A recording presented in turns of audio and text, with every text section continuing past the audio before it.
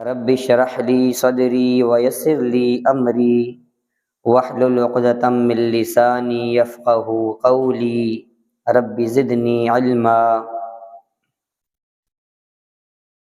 قال الله تبارك وتعالى في كلامه المجيد: اعوذ بالله السميع العليم من الشيطان الرجيم. ذلك فضل الله يؤتيه من يشاء واللہ ذو الفضل العظیم. وقال تعالی: وکان فضل اللہ علیک عظیما. ہر قسم کی حمد و ثنا، بڑائی، کبریائی، تحمیدات و تمجیدات، تحلیلات و تکبیرات اللہ مالک الملک کے لیے، اور لاکھوں کروڑوں انگنت و لا تعداد بے حد و حساب درود و سلام جناب محمد الرسول اللہ صلی اللہ علیہ وآلہ وسلم کی ذات اقدس پر.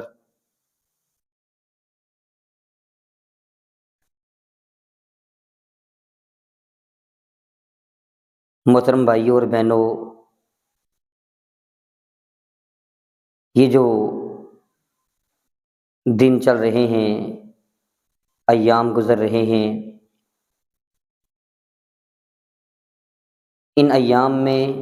ان دنوں میں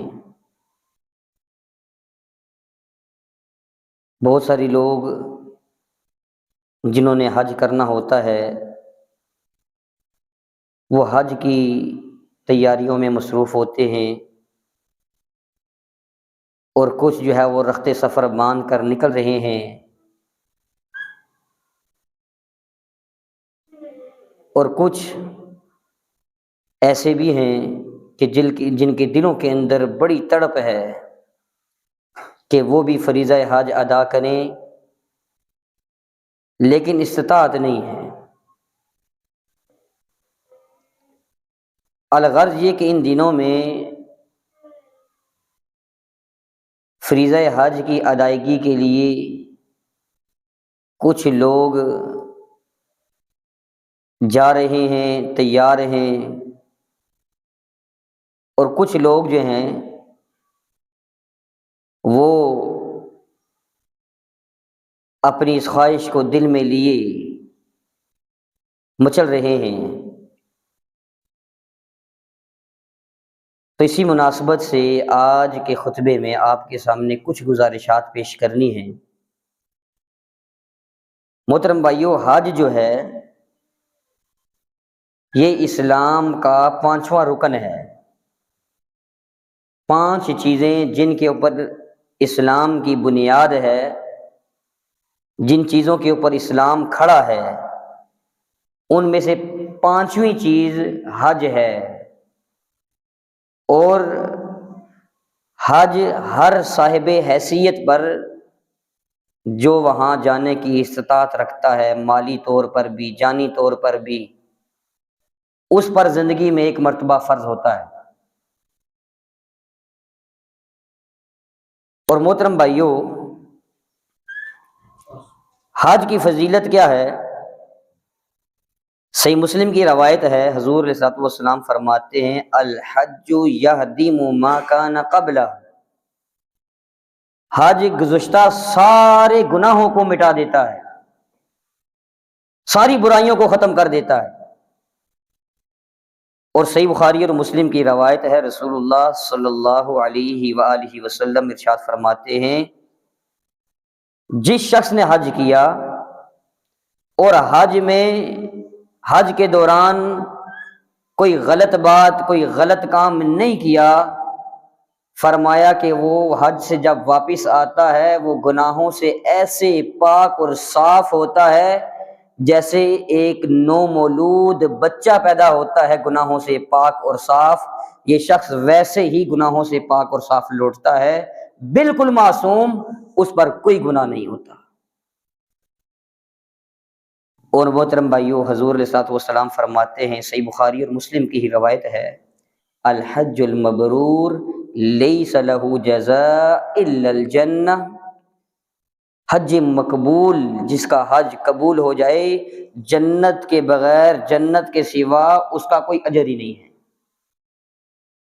تو محترم بھائیو، یہ بڑی فضیلت والا عمل ہے، بڑی پائے کی یہ عبادت ہے، لیکن صاحب حیثیت لوگ یہ فریضہ انجام دیتے ہیں، اور جو ہم جیسے غریب ہیں، جن کے پاس حیثیت نہیں ہے وہاں جانے کی، وہ بیچارے ان کو دیکھ کر حسرتیں دل کے اندر پالتے رہتے ہیں۔ جو حج پر جا رہے ہیں ان کو حسرت بری نگاہوں سے دیکھتے ہیں۔ تو محترم بھائیو، ایسے لوگوں کو پریشان نہیں ہونا چاہیے۔ جو لوگ حج پر نہیں جا سکتے، جن کے پاس جانے کی استطاعت نہیں ہے، ان کو بھی پریشان ہونے کی ضرورت نہیں ہے۔ اللہ رب العالمین کی رحمت بہت وسیع ہے، اللہ رب العالمین کا فضل بہت بڑا ہے۔ اللہ رب العالمین آپ کو یہیں گھر میں بیٹھے بٹھائے حج اور عمرے کا ثواب دے سکتے ہیں۔ تو آج کے خطبے میں کچھ ایسے اعمال آپ کے سامنے ذکر کرنے ہیں، آپ کے سامنے کچھ ایسے اعمال بیان کرنے ہیں کہ جن اعمال کا بدلہ، ان کا اجر حج کے برابر ہے۔ پہلا عمل جس کا بدلہ حج ہے، حج کے برابر جس کا ثواب ہے، وہ عمل ہے حج کے بارے میں دل کے اندر تڑپ اور شدید خواہش رکھنا۔ آپ کے دل کے اندر سچی تڑپ ہے، نیت ہے، ارادہ ہے کہ میرے پاس پیسہ ہو میں بھی حج کو جاؤں گا، سچی تڑپ ہے، سچی نیت ہے، سچا ارادہ ہے، تو اللہ رب العالمین آپ کو بیٹھے بٹھائے حاجیوں کے برابر کا اجر اور ثواب دیں گے۔ اس کی دلیل سنن ترمذی کی روایت ہے، ابو کبشہ انماری رضی اللہ تعالیٰ عنہ بیان فرماتے ہیں، رسول اللہ صلی اللہ علیہ وسلم نے فرمایا، دنیا میں لوگ چار طرح کے ہوتے ہیں، چار طرح کے لوگ ہیں۔ پہلی قسم کے وہ لوگ ہیں کہ جن کو اللہ رب العالمین نے مال سے بھی نوازا ہے اور علم سے بھی نوازا ہے۔ ان کے پاس مال بھی ہے اور علم بھی ہے۔ تو محترم بھائیو، وہ کیا کرتے ہیں؟ وہ اس مال کے حوالے سے اللہ سے ڈرتے ہیں، مال کماتے ہوئے بھی احتیاط، مال خرچ کرتے ہوئے بھی احتیاط۔ اللہ کا خوف ان کے دل کے اندر ہوتا ہے مال کے حوالے سے۔ پھر اس مال کے ذریعے حضور صلی اللہ علیہ وسلم فرماتے ہیں وہ اپنے رشتہ داروں کے ساتھ صلہ رحمی کرتے ہیں۔ مال آ جائے اپنے رشتہ داروں سے آنکھیں نہیں پھیر لیتے، ان کی آنکھیں سفید نہیں ہو جاتی۔ مال آتا ہے رشتہ داروں پر خرچ کرتے ہیں، اپنے رشتہ داروں پر خوشی خوشی جو ہے وہ لگاتے ہیں، اپنے رشتہ داروں کے ساتھ اس مال کے ذریعے صلہ رحمی کرتے ہیں، اپنے رشتوں کو مضبوط بناتے ہیں۔ اور فرمایا کہ وہ لوگ اللہ کے حقوق بھی ادا کرتے ہیں۔ یہ پہلی طرح کے لوگ ہیں۔ ان کے پاس کیا ہے؟ ان کے پاس مال بھی ہے، ان کے پاس علم بھی ہے۔ یہ تین کام کرتے ہیں اس مال کے ذریعے۔ پہلا کام، اس مال کے حوالے سے ان کے دل کے اندر اللہ کا خوف ہوتا ہے، کمانے کے اعتبار سے بھی، لگانے کے اعتبار سے بھی۔ اور دوسرا کام یہ کیا کرتے ہیں؟ یہ دوسرا کام کرتے اس مال کے ذریعے صلہ رحمی کرتے ہیں۔ تیسرا کام کہ یہ اس مال کے ذریعے اللہ کے حقوق ادا کرتے ہیں، اللہ کی عبادات کرتے ہیں، مالی عبادات، صدقات اور خیرات، زکوٰۃ، فطرانہ، اور جو ہے وہ حج، عمرے، یہ سارے مالی عبادات، مال کے ساتھ ان کا تعلق ہے، یہ وہ ادا کرتے ہیں۔ فرمایا سب سے افضل ترین یہ لوگ ہیں، اس قسم کے لوگ ہیں، سب سے افضل ترین۔ اور فرمایا کہ دوسری قسم کے لوگ دنیا کے اندر جن کے پاس علم تو ہے لیکن ان کے پاس مال نہیں ہے، علم ہے، سمجھ ہے، مال نہیں ہے ان کے پاس۔ اور وہ کیا کہتے ہیں؟ ان کی نیت دیکھیں، ان کا ارادہ اتنا سچا ہوتا ہے، ان کی نیت اتنی سچی ہوتی ہے، وہ کہتے ہیں کہ کاش میرے پاس بھی مال ہوتا، میں بھی فلاں کی طرح صدقہ کرتا، میں بھی فلاں کی طرح اللہ کی راہ میں خرچ کرتا، میں بھی فلاں کی طرح حج کرتا، میں بھی فلاں کی طرح عمرے کرتا، ایسی اس کی نیت ہے۔ حضور علیہ الصلوۃ والسلام فرماتے ہیں فَهُوَ بِنِيَّتِهِ فَأَجْرُهُمَا سَوَاءٌ، یہ اس کو اپنی نیت کے برابر اجر ملے گا۔ وہ پہلے والا شخص جس کے پاس علم بھی ہے، جس کے پاس مال بھی ہے، وہ اللہ کی راہ میں لگاتا ہے، رشتہ داروں پر خرچ کرتا ہے، وہ ہر طرح کی جو ہے وہ نیکی اس پیسے کے ذریعے کرتا ہے، تو فرمایا یہ دونوں اجر میں برابر کے ہیں، دونوں اجر میں برابر کے ہیں۔ سب سے افضل تھا وہ شخص جس کے پاس علم بھی ہے اور مال بھی ہے، اس مال کا صحیح استعمال کرتا ہے، اور اس کے پاس علم تو ہے، مال نہیں ہے، غریب ہے، لیکن اس کی نیت بڑی اچھی ہے، فرمایا اجر میں برابر ہے، یہ دونوں درجے کے اعتبار سے برابر ہیں۔ اور پھر حضور صلی اللہ علیہ وسلم فرمایا تیسری قسم کے وہ لوگ ہوتے ہیں کہ جن کے پاس مال ہوتا ہے، امیر ہیں، لیکن ان کے پاس علم نہیں ہے، سمجھ نہیں ہے، تو وہ کیا کرتے ہیں، ان کے دل کے اندر کوئی خدا خوفی نہیں ہوتی، اللہ کا ڈر نہیں ہوتا، حرام بھی طریقے سے کما لیتے ہیں، اور خرچ کرتے ہوئے بھی کوئی اللہ کا خوف نہیں، حرام جگہوں پر لگا دیتے ہیں، حرام راستوں میں خرچ کرتے ہیں، کوئی اللہ کا خوف نہیں، اور ان کے پاس پیسہ آتا ہے وہ قطع رحمی شروع کر دیتے ہیں، کوئی صلہ رحمی نہیں، آنکھیں رشتہ داروں سے پھیر لیں، خون سفید ہو گیا، کوئی اپنوں کو جہاں وہ بھائیوں کو پوچھنا گوارا نہیں کرتے۔ اور محترم بھائیوں، فرمایا اللہ کے حقوق بھی یہ لوگ ادا نہیں کرتے، یہ فرمایا کہ سب سے بدترین لوگ ہیں، سب سے بدترین لوگ جن کے پاس علم نہیں ہے، مال ہے، علم نہیں ہے، یہ سب سے بدترین لوگ ہیں۔ چوتھی قسم کے لوگ فرمایا کہ جن کے پاس نہ مال ہے نہ ہی ان کے پاس علم ہے، لیکن ان کی نیت بھی اتنی گندی ہے، وہ کہتے ہیں کہ کاش میرے پاس مال ہوتا، میں بھی فلاں کی طرح عیاشی کرتا، میں بھی فلاں کی طرح جو ہے وہ بڑے بڑے جو ہے وہ اخراجات شادی بیاہ کے موقع پر کرتا،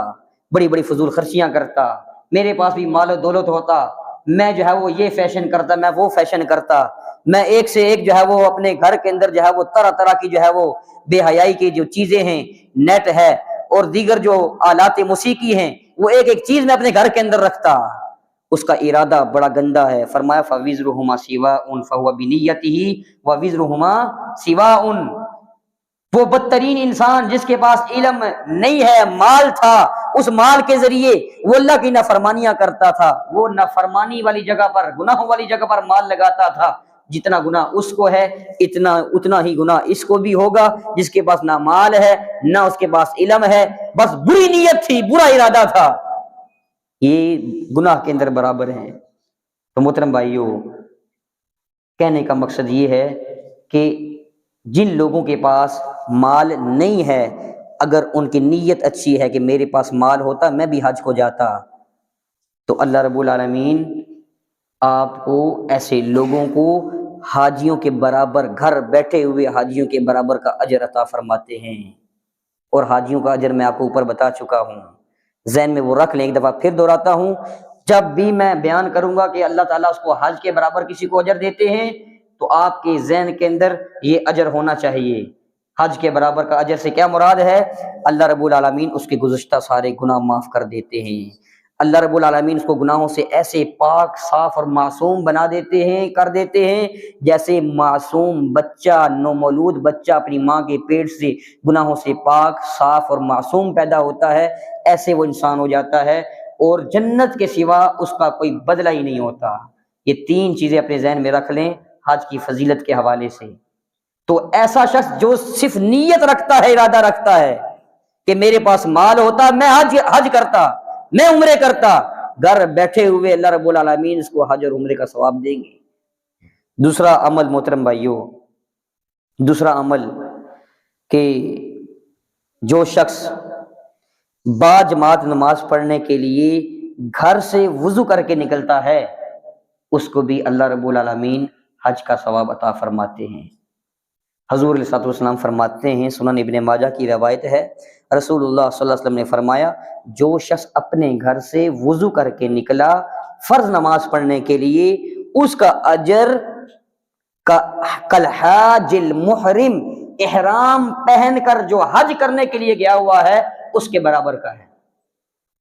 تو محترم بھائیوں، معمولی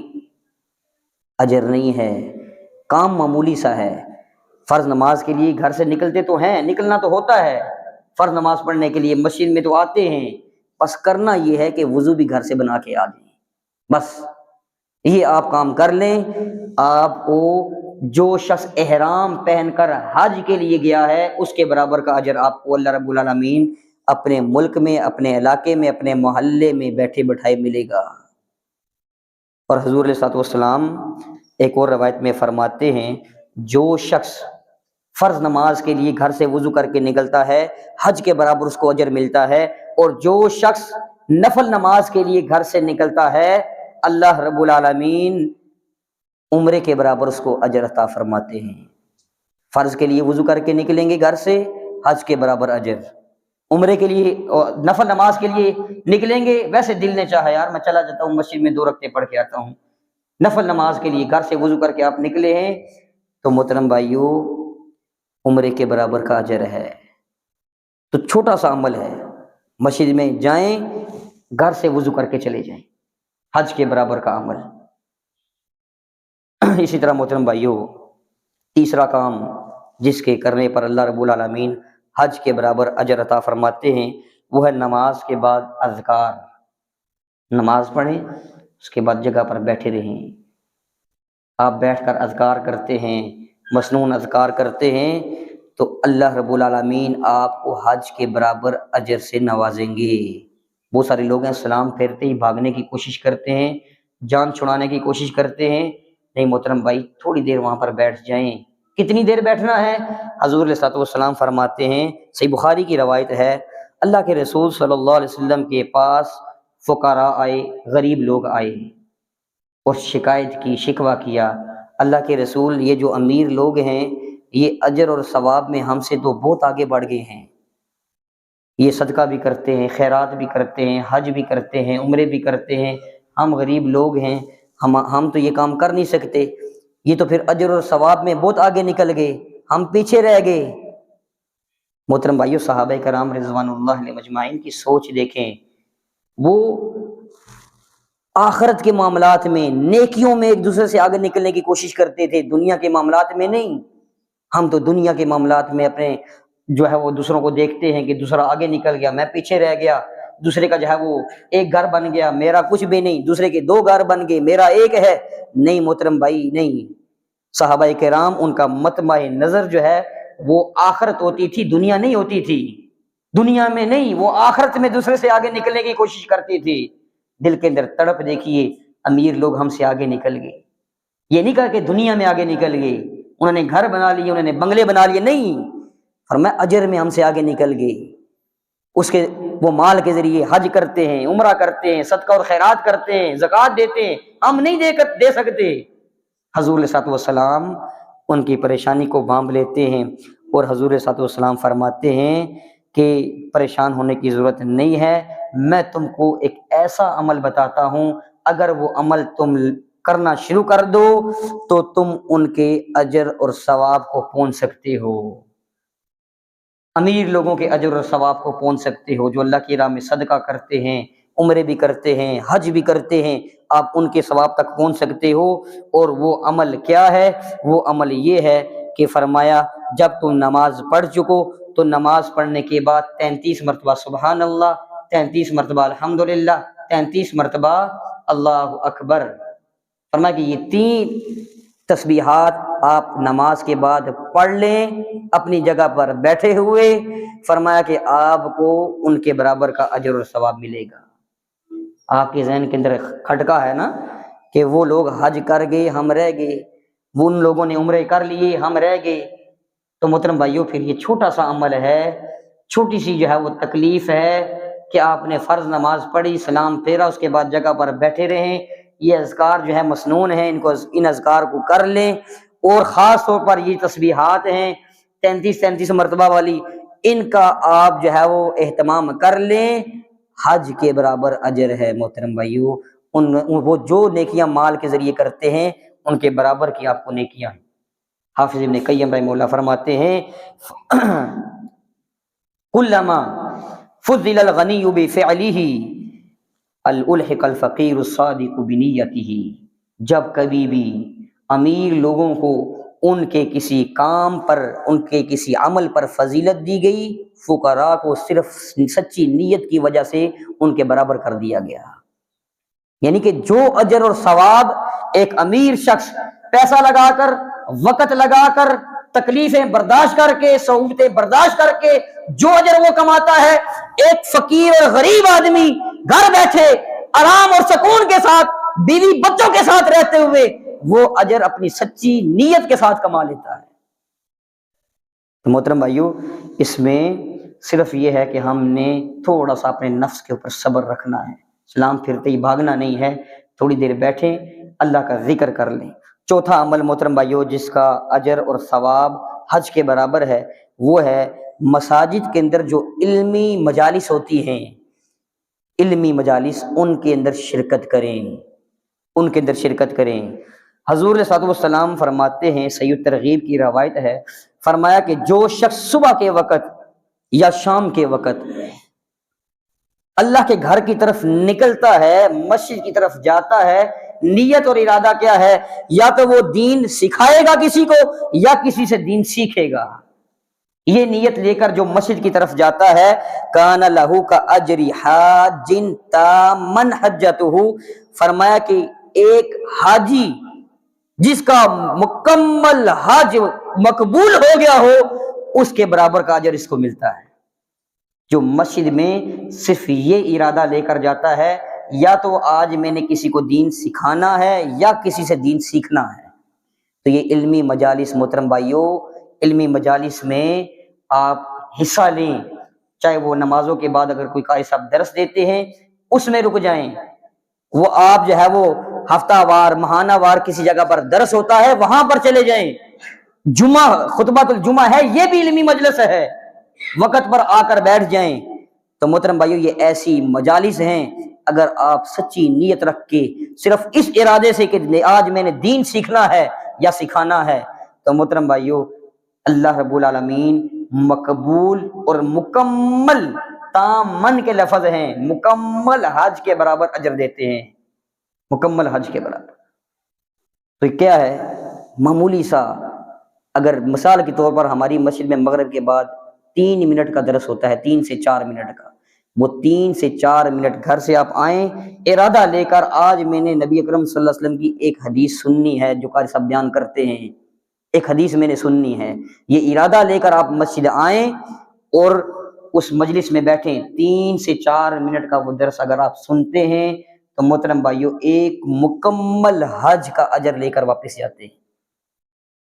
इसी तरह मोहतरम भाइयों 5वां अमल जिसके बदले में अल्लाह रब्बुल आलमीन इंसान को हज के बराबर अजर देते हैं, वो है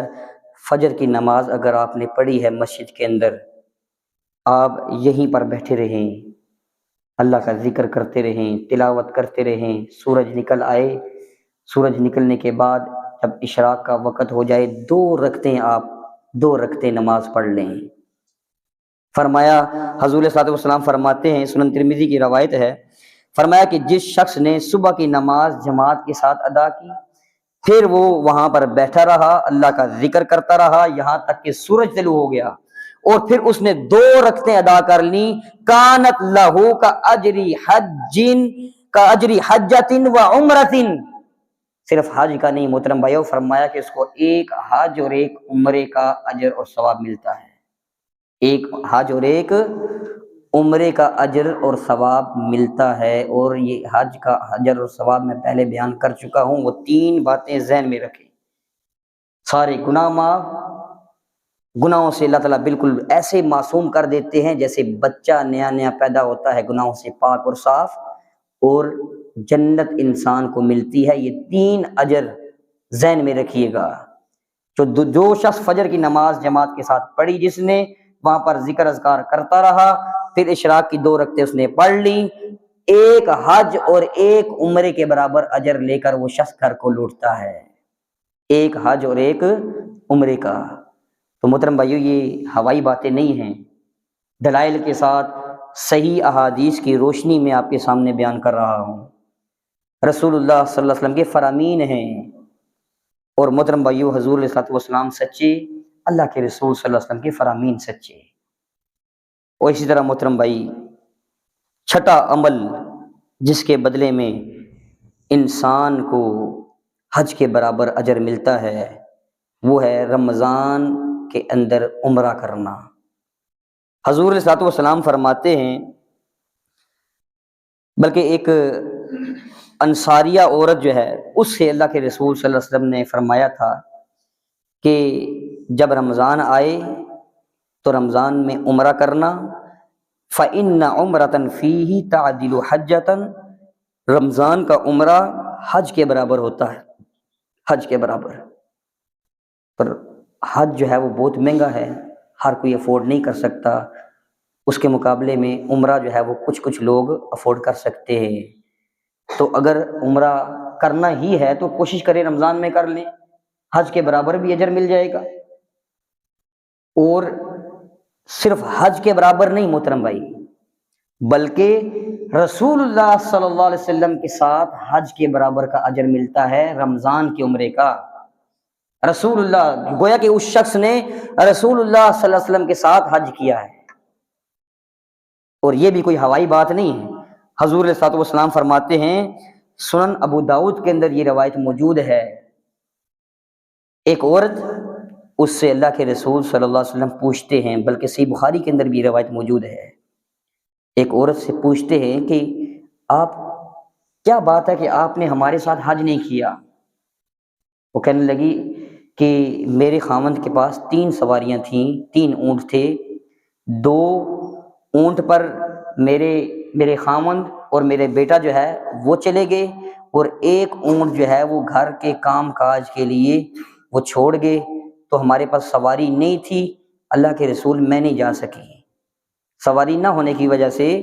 میں نہیں جا سکی۔ تو اللہ کے رسول صلی اللہ علیہ وسلم نے فرمایا کہ جب رمضان آئے تو آپ نے رمضان میں عمرہ کرنا ہے، تو رمضان میں کیا گیا عمرہ تعدل حجۃ معی، میرے ساتھ حج کرنے کے برابر ہے۔ تم میرے ساتھ حج نہیں کر سکی، تم رمضان میں عمرہ کر لینا، تو وہ ایسے ہی ہوگا گویا کہ تم نے میرے ساتھ حج کیا ہے۔ تو محترم بھائیو، یہ بھی بہت سارے لوگ جو ہے وہ ذہن میں رکھ لیں کہ اگر عمرہ کرنے کا ارادہ ہے، کوشش کریں رمضان میں عمرے کے لیے چلے جائیں۔ اس کا اجر صرف یہ نہیں کہ حج کے برابر اجر ہوگا، بلکہ رسول اللہ صلی اللہ علیہ وسلم کے ساتھ کیے گئے حج کے برابر اجر ہے۔ اسی طرح محترم بھائیو، 7واں عمل جس پر اللہ رب العالمین حج کے برابر اجر سے نوازتے ہیں وہ ہے کسی حاجی کو